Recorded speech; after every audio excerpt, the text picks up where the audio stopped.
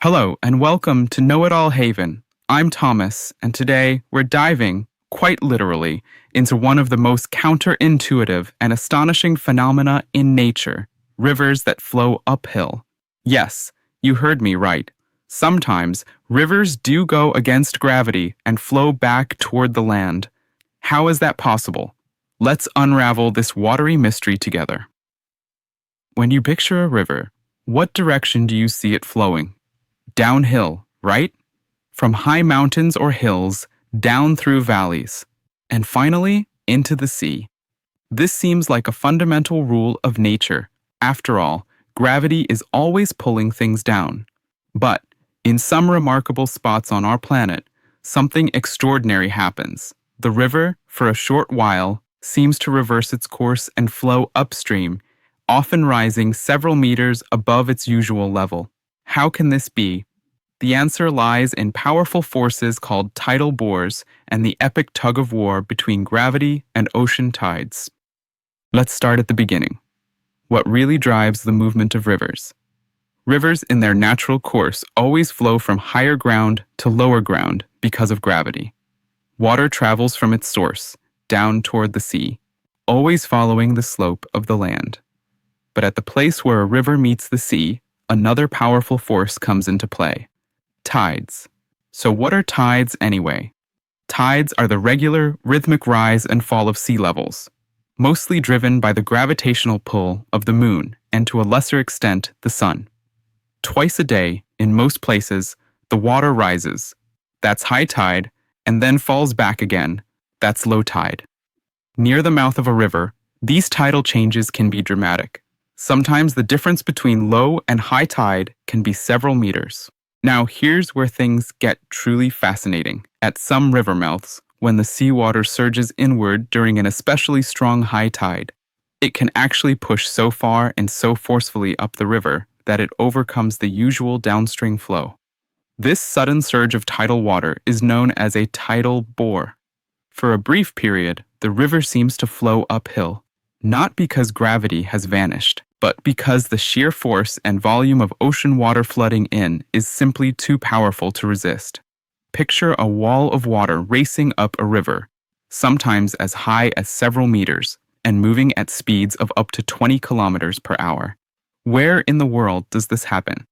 Here are some of the most famous spots where rivers run backward, if only for a while. The Severn River in the United Kingdom. Here, a Severn Bore can sweep up the river at over 20 kilometers per hour, with tidal waves reaching up to 2 meters high. It's so dramatic that surfers actually ride this tidal wave upstream. The Amazon River in Brazil, where the phenomenon is called the Pororoca.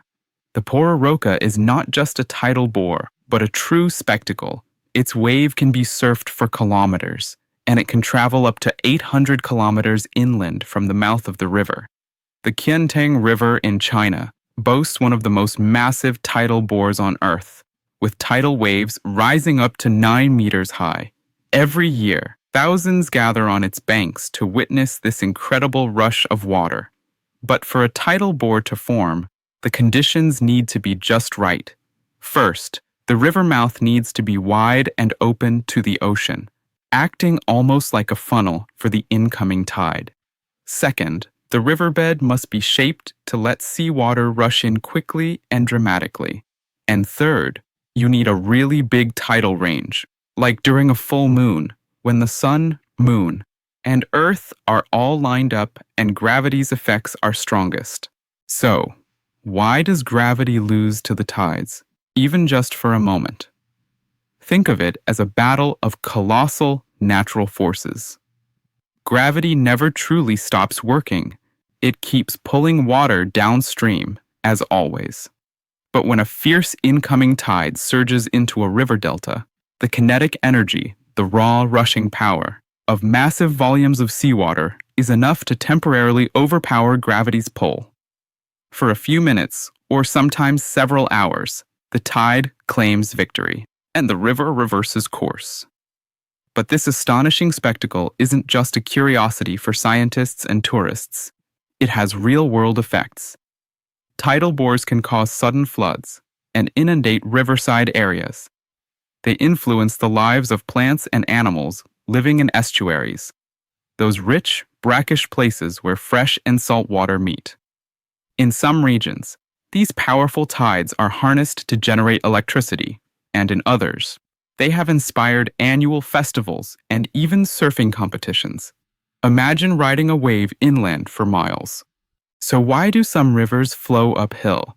Because every now and then, the awesome power of ocean tides outmuscles even gravity. It's not magic. It's the remarkable result of two of nature's mightiest forces colliding. The next time you see a video of a river racing backward, or if you're lucky, you witness it for yourself, remember, you're watching a breathtaking display of Earth's dynamic processes in action. If you enjoyed today's episode and want more mind-blowing stories about the wonders of our world, don't forget to subscribe to Know It All Haven. I'm Thomas. Thanks for joining me, and until next time, keep questioning, keep learning, and stay curious.